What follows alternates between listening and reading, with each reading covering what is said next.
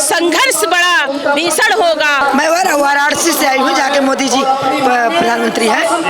हम लोग देखिए, मोदी जी हम लोग सर जुमलेबाजी किए थे कि आप लोग को यशोदा की उपाधि दिया जा रहा है। की आदत चाहत की कश्ती डुबो जाती है, देर करने की आदत और चाहत की कश्ती डुबो जाती है। हमारे नेता देर करते नहीं, देर हो जाती।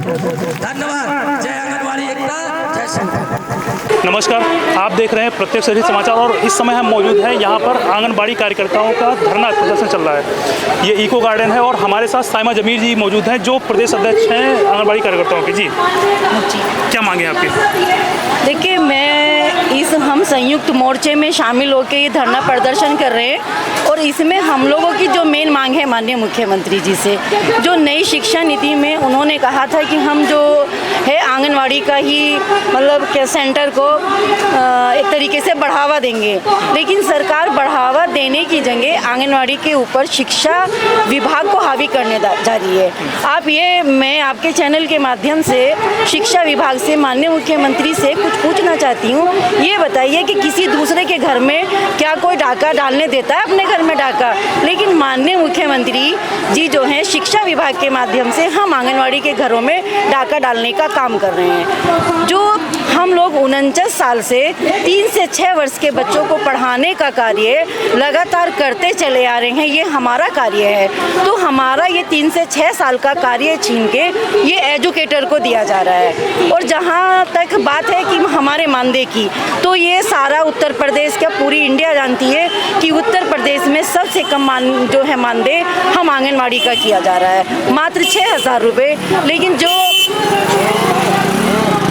जो इन लोगों ने एजुकेटर की भर्ती करने जा रहे हैं, जो हम लोगों की 6 सेवाओं में से एक सेवा 3 से 6 साल के बच्चों का शिक्षा का कार्य ये लोग एजुकेटर को दे रहे हैं, उसका मानदेय 10,500 कर रहे हैं। तो ये सरकार हमारे खिलाफ सौतेला व्यवहार क्यों कर रही है? ये एक हम लोगों का बहुत ही गंभीर सवाल है सरकार से कि जो हम लोगों के घर में डाका डाल के और उनसे हमारे मानदेय का ना तो कंपेयर कर रहे हैं, ना ही उनकी बराबर हमें मानदेय दे रहे हैं, और हमारा एक अधिकार छीन के, हमारी एक सेवा छीन के जो एजुकेटर को दे रहे हैं, हम उसका यहाँ विरोध कर रहे हैं। यदि माननीय मुख्यमंत्री जी हमारी ये बात नहीं मानेंगे, एजुकेटर की बराबर हम लोगों को जो है जब 6 एक सेवा का वो 10,500 दे रहे हैं, तो हम तो 6 सेवा करते हैं, तो हमें 6 सेवा का मिनिमम 25,000 मानदेय यदि सरकार नहीं देगी तो हम लोग यहाँ इको गार्डन में इसी तरीके से लड़ते रहेंगे और अपना अधिकार लेके ही माननीय मुख्यमंत्री से यहाँ से जाएंगे। यही हम लोगों की सोच है,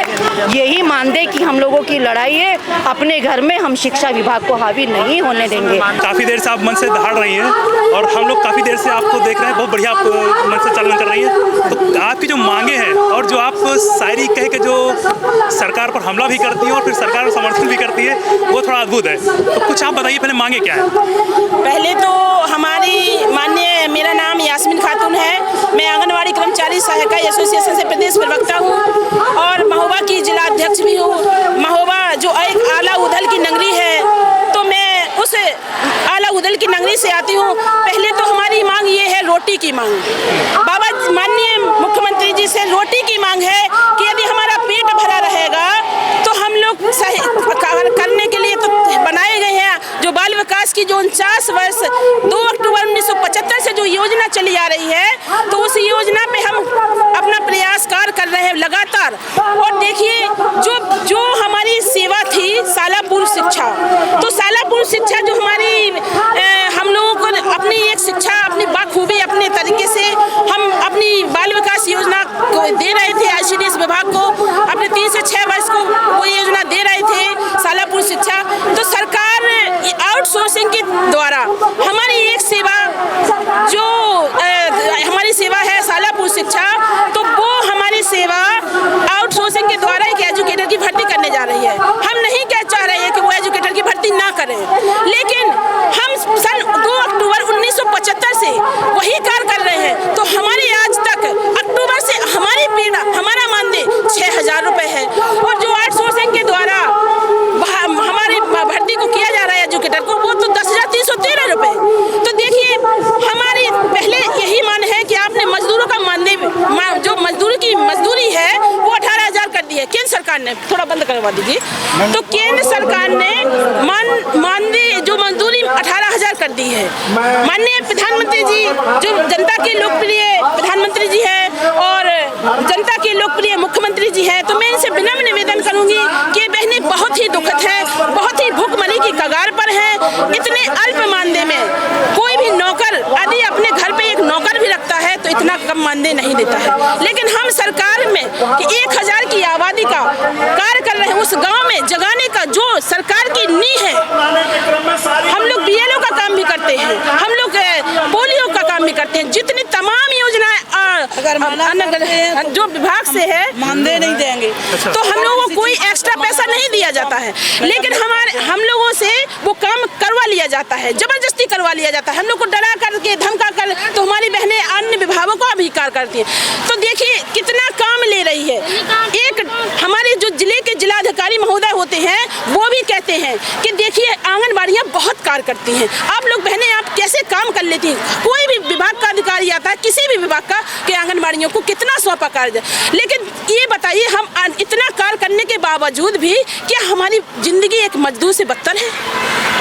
आप मजदूर को मजदूरी 18,000 कर दी है तो क्या हम हम तो एक पढ़े लिखे व्यक्ति होने के बावजूद समाज में अच्छा जागरूक करने का कार्य कर रहे हैं, आपकी नींव को मजबूत कर रहे हैं। आपकी आप जो कह रहे हैं आज अभी हमारे माननीय प्रधानमंत्री जी ने कहा कि हमारी बाल विकास केंद्रीय बाल विकास मंत्री जी हैं अन्नपूर्णा जी, वो कह रही हैं कि उत्तर प्रदेश में इतने करोड़ बच्चे सुपोषित हो गए हैं, कुपोषण मुक्त हो गए हैं। तो कैसे वो डाटा पता लगा रहे हैं, क्योंकि ये डाटा बताने का कार्य हमारी बहनें हम खुद कर रहे हैं।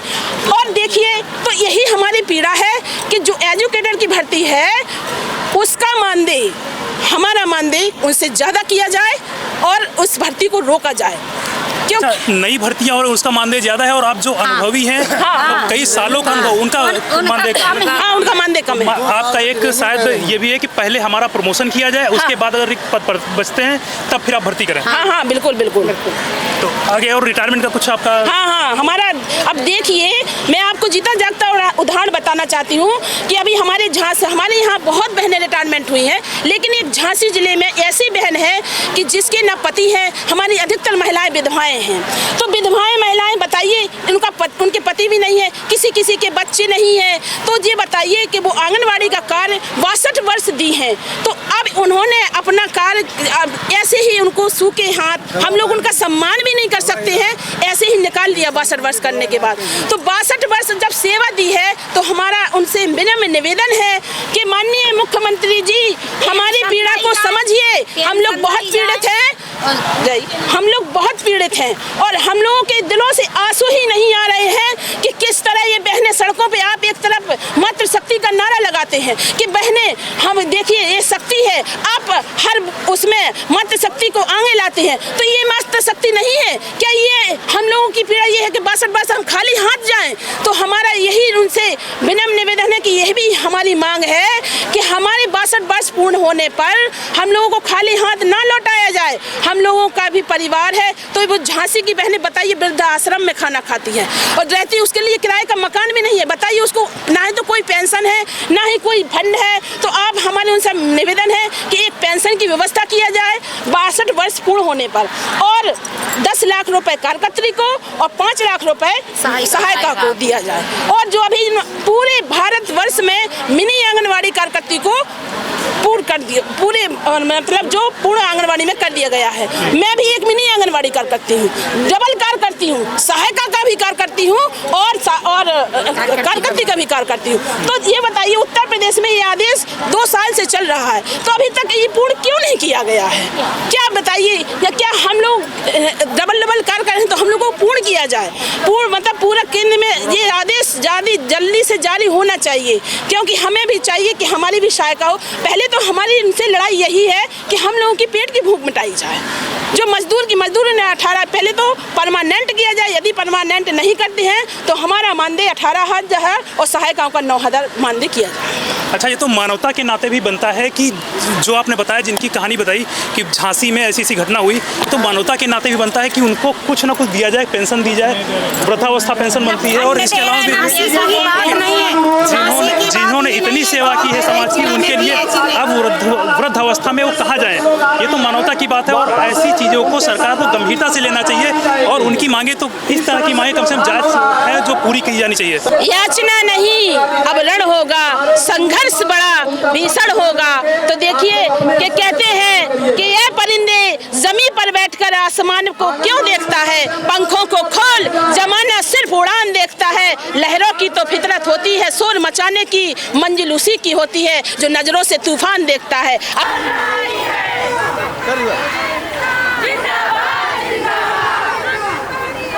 ये जो एजुकेटर की भर्ती निकाली गई है नहीं, इसको बंद करने के लिए मांग रखी गई है और साथ में हम लोगों को परमानेंट किया जाए। बहुत दिनों से, बहुत लंबे समय से हम लोगों की एक मांग मानदेय संबंधित थी कि हमारा जब तक राजकीय कर्मचारी का दर्जा नहीं मिलता है, हमें 18,000 मानदेय दिया जाए। अभी तक वो मांग भी पूरी नहीं हुई है। इन्हीं सब मांगों को लेके आज ये धरना प्रदर्शन रखा गया है और मुख्य मुद्दा तो एजुकेटर भर्ती बंद करने का भी है। अच्छा, एजुकेटर किस लिए भर्ती किए जा रहे हैं? तो उनको कोई ये अलग से ये अलग से भर्ती निकाली गई है, जबकि हमारे आंगनबाड़ी उसमें भी बहुत से ऐसी महिलाएं हैं जो बीटीसी किए हुए बैठी हैं, बीएड किए हुए बैठी हैं, पोस्ट ग्रेजुएशन है। अनुभव के आधार पर पहले प्रमोशन किया जाए। अब नई भर्ती निकालने का कोई वो, क्योंकि अनुभव के आधार पर हम लोगों से बेटर कोई काम कर भी नहीं सकता है।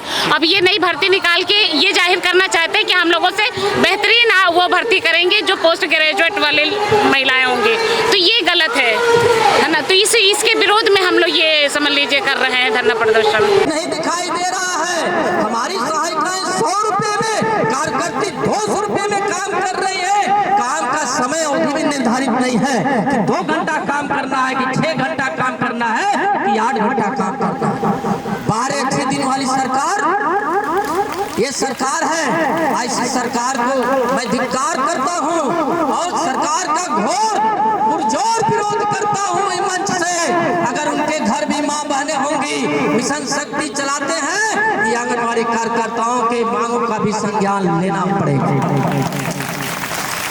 अगर आपने संज्ञान नहीं लिया, जो अधिकार आंगनबाड़ी अधिकार संयुक्त मोर्चा बना हुआ है, ये आपके 10 विधानसभाओं में उत्तर प्रदेश में चुनाव होने वाला है। हम लोग जा करके सरकार के विरोध में प्रचार, सरकार के विरोध में वोट डालने के लिए विवश करेंगे जनता को और हमारी आंगनबाड़ी लग कर उसमें सहयोग करेंगे। जैसे हमने गद्दी पर बैठाया, इसको गद्दी से उतारने का भी काम हम करें।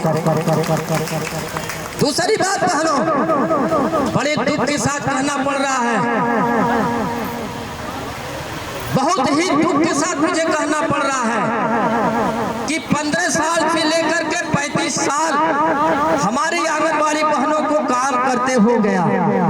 ठीक है, ऐसा कोई उत्तर प्रदेश में कर्मचारी आंगनबाड़ी कार्यकर्ती मिनी कार्यकर्ती सहायिका नहीं है जो 15 साल से ज्यादा काम करते न हुआ हो।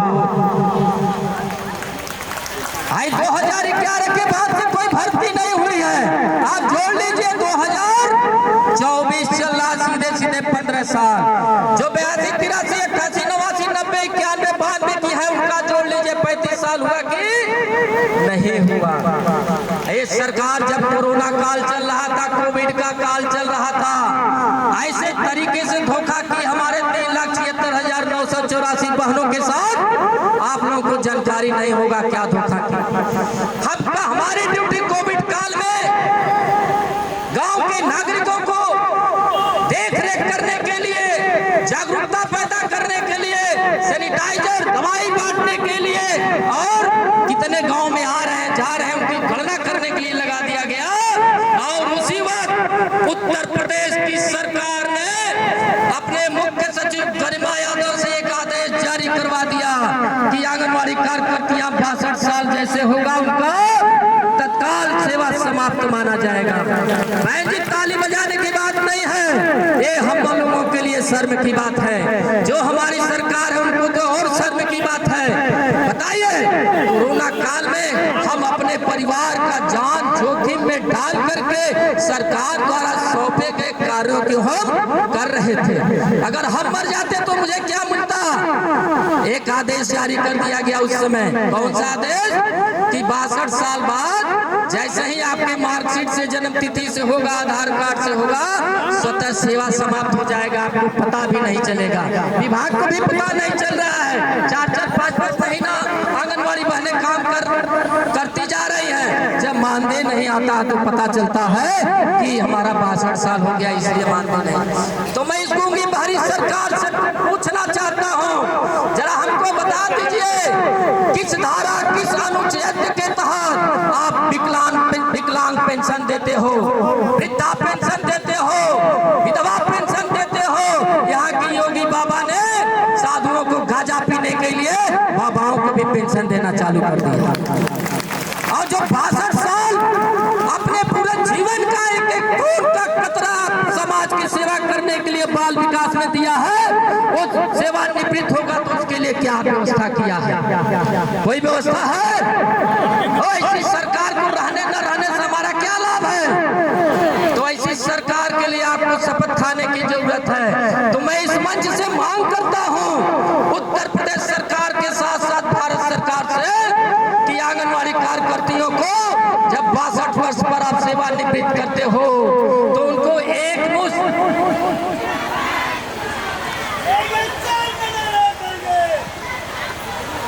आप लोगों के बीच में हमारे बहुत ही सहयोगी साथी एक साथ हमने आंगनबाड़ी बहनों के लिए काम किया है।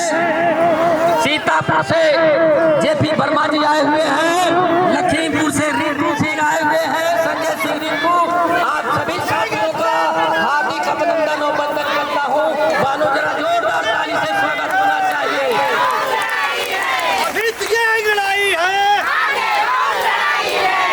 बहुत दूर से बहनें आ रही हैं और आपके अधिकार में अपना ताकत बढ़ाएंगी।